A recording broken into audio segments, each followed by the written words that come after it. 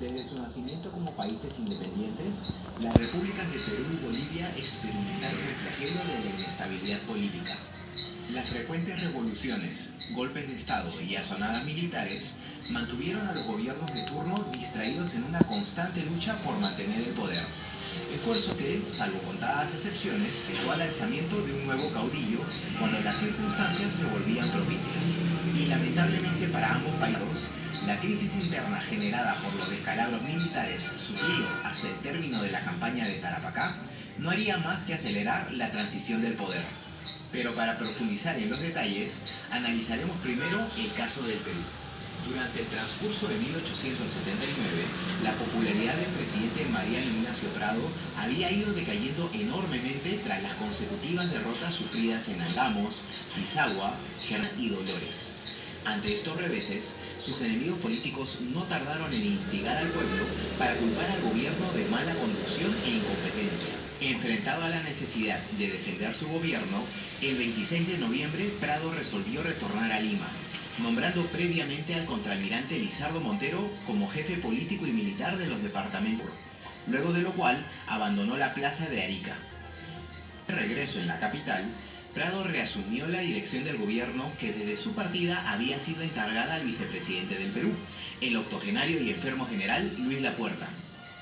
En paralelo, Prado intentó calmar las dudas del pueblo, buscando convocar un nuevo gabinete ministerial y tratando de incluir en él a Nicolás de Piérola, un político opositor que, aunque partícipe de varios intentos frustrados de revolución, gozaba de gran aceptación entre muchos sectores nacionales. Pero Piérola, enemigo acérrimo de Prado, terminaría por rechazar toda propuesta del gobierno y prefirió en cambio esperar el momento preciso para hacerse con el poder,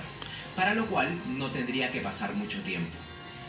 Y es que, en una decisión políticamente cuestionable, Prado resolvió viajar a Europa con la supuesta intención de negociar personalmente nuevos créditos que permitieran al Perú concretar la compra de buques de guerra y armamento, avalando su proceder en la resolución legislativa con la que el Congreso había autorizado su salida a Arica para asumir la dirección de la guerra.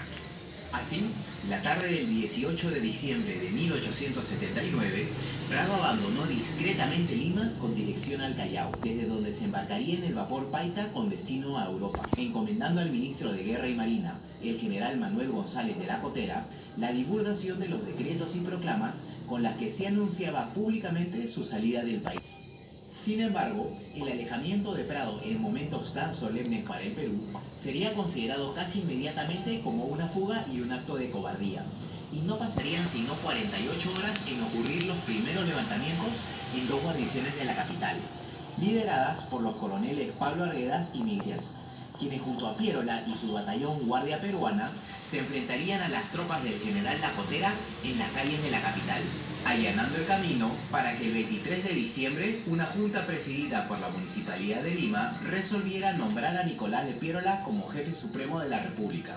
con lo cual el político revolucionario alcanzaría al fin su tan ansiada ambición, concentrando en su figura todas las funciones ejecutivas y legislativas del Estado. Mientras tanto, entre las filas bolivianas se fraguaba también otra conspiración. Y es que si bien al inicio de la guerra el general Hilarión Daza gozó de una alta popularidad entre su pueblo y el ejército, el arribo a la paz de las tropas bolivianas dispersadas en Tarapacá trajo consigo las noticias de la contramarcha de Daza en Camarones y la subsecuente derrota sufrida por el ejército aliado en Dolores, por lo que sobre el dictador boliviano se ciernieron la censura, el desprecio y las acusaciones de cobardía y de traición. Además, corrió el rumor de que Daza pretendía abandonar la alianza para regresar a Bolivia y pasar por las armas a los disidentes al régimen. Ante esta situación, los políticos y militares contrarios a Daza, encabezados por el coronel Eleodoro Camacho, comenzaron entonces a complotar para sacarlo del poder, contando además con la complicidad de algunos jefes peruanos, preocupados ante la posibilidad del retiro de las tropas bolivianas del conflicto. Pero su derrocamiento no sería una tarea sencilla, puesto que Daza controlaba directamente al ejército boliviano acantonado en Tacna, contando además con la protección y lealtad del batallón Color, considerados los mejores hombres de armas de Bolivia. Por ello, para que el plan tuviese el resultado deseado, era necesario separar primero a Daza de su guardia. La ocasión propicia se presentó el 27 de diciembre, cuando Daza fuera llamado por el contraalmirante Lizardo Montero para conferenciar, mientras que en paralelo se enviaba al batallón Colorados al río Caplina sin sus armas. Ya en Arica, el general Daza le confirmó al contraalmirante Montero su intención de retornar a La Paz con su ejército, para apaciguar a los conspiradores y afianzarse en el poder. Luego de lo cual prometía retornar para concretar un ataque por dos frentes sobre el ejército enemigo. Al término de la reunión, el dictador boliviano abordó el tren de regreso a Tacna, momento en el cual fue informado por el mando peruano y escuadrón que lo esperaba para fusilarlo. Viendo en riesgo su vida, Daza se las ingeniaría para salir del tren y dirigirse hacia Mollendo, desde donde abordaría un vapor que lo trasladaría a París, mientras que el coronel Eliodoro Camacho reuniría al ejército boliviano acantonado en Tacna, invocándolo a ponerse de parte de los intereses de la alianza. Entendiendo que su lealtad estaba con la patria y no con Daza, el ejército en su conjunto terminaría plegándose a la decisión, al mismo tiempo que en Bolivia, una junta de notables establecida en La Paz nombraría al general Narciso Campero como presidente provisional de la República, con la aprobación de un gran de la población. Así, en menos de un mes, Perú y Bolivia experimentaron el derrocamiento de sus respectivos presidentes y la instauración de nuevos gobiernos, mientras que sobre los jefes aliados presentes en Tacna y Arica se cernía la duda respecto de la continuidad de la alianza y de la estrategia que debían seguir para cambiar el curso de la guerra. Mientras tanto, en Chile se discutía el curso que debía seguir el ejército para su próxima campaña. A pesar de sus crecientes diferencias, tanto el ministro de Guerra y Marina como el general Erasmo Escala coincidían en la intención de que el ejército marchara sobre Lima para poner un fin definitivo al conflicto. Pero el presidente Aníbal Pinto y su gabinete se inclinaban en cambio por la incursión sobre el eje Tacna y Arica, bajo la creencia de que, una vez conquistada esta zona, podría ser entregada a Bolivia para persuadirla de firmar un tratado de paz por separado, delineando así un nuevo mapa de límites en el que Bolivia actuaría como muralla divisoria entre Perú y Chile. El 26 de diciembre, el gobierno chileno emitió finalmente la orden de emprender campaña sobre los territorios de Tacna y Arica, por lo que el ministro Sotomayor dispuso el bloqueo naval de las costas del Perú, desde Arica a Mollendo, a efectos de impedir que las fuerzas de la alianza concentradas en la zona pudieran recibir refuerzos o abastecimientos de víveres y municiones por vía marítima. En paralelo, a fines de diciembre de 1879, Rafael Sotomayor decidió enviar sobre Hilo y Pacocha una expedición al mando del teniente coronel Arístides Martínez, con el objetivo de reconocer las fuerzas enemigas y los medios disponibles en esa región, así como para verificar la factibilidad de una operación a gran escala desde ese punto. Recibidas las órdenes, el 31 de diciembre la Fuerza Expedicionaria Chilena desembarcó sin oposición en la caleta de Hilo, posesionándose del ferrocarril y de la oficina de telégrafos, consiguiendo así aislar al puerto del resto del territorio y permitiendo a los soldados chilenos desplazarse sin problemas.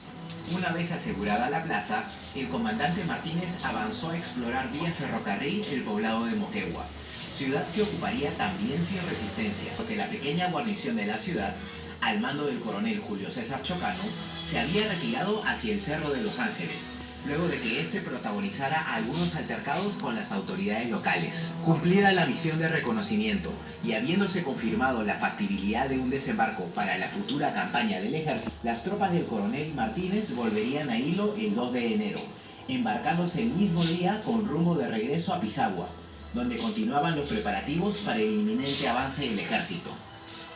Pero antes de que la campaña de Arica pudiera dar inicio, el ministro Rafael Sotomayor decidió reorganizar al ejército expedicionario en divisiones, a efectos de brindarle mayor autonomía en el nuevo campo de batalla,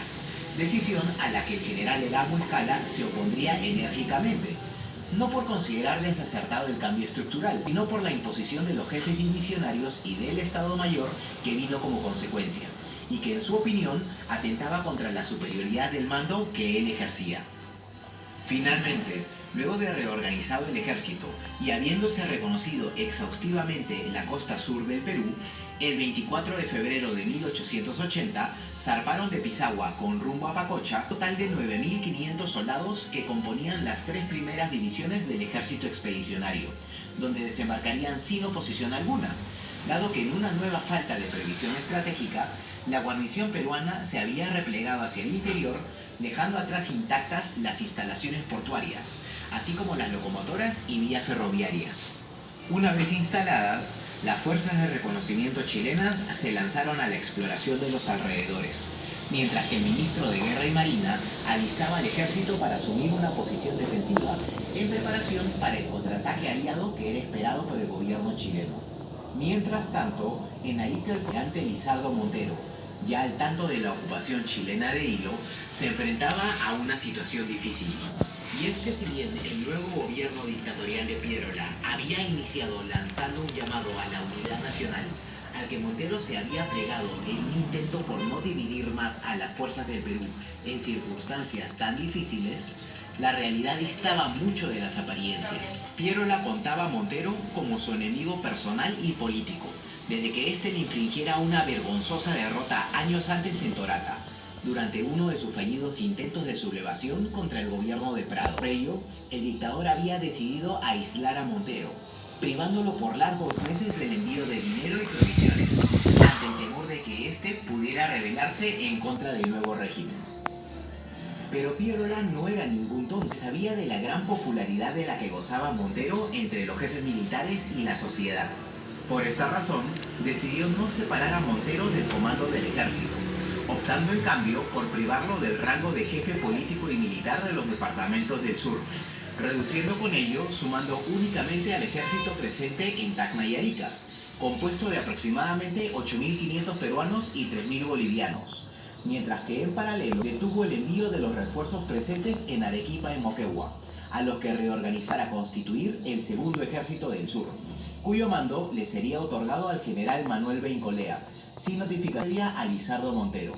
Tan profunda era la falta de cohesión que se vivía en aquellos momentos, que mientras las tropas chilenas desembarcaban en Hilo, la división peruana a Moquegua, que se supone debía resguardar el puerto de posibles invasiones, no llegó a movilizarse a causa de las disputas internas entre los jefes nombrados por Montero y Piérola. Solo después de que el contraalmirante Montero tomara conocimiento de los cambios introducidos en el orden de batalla, ordenaría al coronel Manuel Velarde hacer entrega de sus tropas al comandante Gregorio Albarracín a operar con sus jinetes sobre el valle de Locumba, con el fin de realizar acciones de reconocimiento y hostigamiento ante el posible avance del ejército chileno. Mientras tanto, en las costas del Pacífico, las operaciones navales volvían a cobrar protagonismo con el bloqueo al que la escuadra chilena sometía a Arica. El 25 de febrero, el monitor Huáscar, al mando del capitán Manuel Thompson, haría su reingreso al conflicto bajo bandera chilena, con órdenes de relevar al brigado Cochrane, que con la cañonera Magallanes mantenían el asedio al poblado. El día 27, el Huáscar se batiría con las fuerzas del puerto y el monitor Manco Cápac, que había sido remolcado desde el Callao para que sirviera como batería flotante. Horas más tarde, al observar un tren procedente de Tacna, Thompson reorientaría su ataque, deteniendo a cañonazos la marcha del tren, a cambio de sufrir daños y bajas entre su tripulación. Entonces, cerca de la 1 de la tarde, el Manco Cápac, al mando del capitán José Sánchez Marcino, levantó presión en sus calderas y salió del fondeadero para detener el ataque chileno, ante lo cual el Huáscar se dirigió a su encuentro. Ambas naves se enfrascaron en un duelo a corta distancia. El capitán Thompson aprovechó la velocidad de su buque y maniobró con la intención de espolonear a su enemigo, pero cuando la distancia entre ambas naves era de tan solo 200 metros, las máquinas del Huáscar sufrieron de una avería total que dejaron al blindado paralizado en el plano, momento en el cual los artilleros del Manco Cápac lograrían acertar un cañonazo sobre el monitor, matando instantáneamente al capitán Thompson y generando daños considerables sobre el Huáscar. El mando del blindado sería asumido por el teniente Valverde, quien lo retiraría de la línea de fuego, al mismo tiempo que el Manco Cápac retrocedía para ponerse bajo refugio de las galerías del puerto. Terminado el combate, el capitán Carlos Condel asumiría el comando del Huáscar, enviando a la cañonera Magallanes a dar cuenta de lo sucedido al contraalmirante Galvarino Riveros. Ya para el 1 de marzo, las fuerzas chilenas, ahora reforzadas con el arribo de la Cuarta División, se encontraban listas para iniciar las operaciones sobre Moquegua. Pero como aún se esperaba un contraataque aliado sobre Hilo, el ministro Sotomayor dispuso en cambio una nueva expedición sobre Mollendo, al mando del coronel.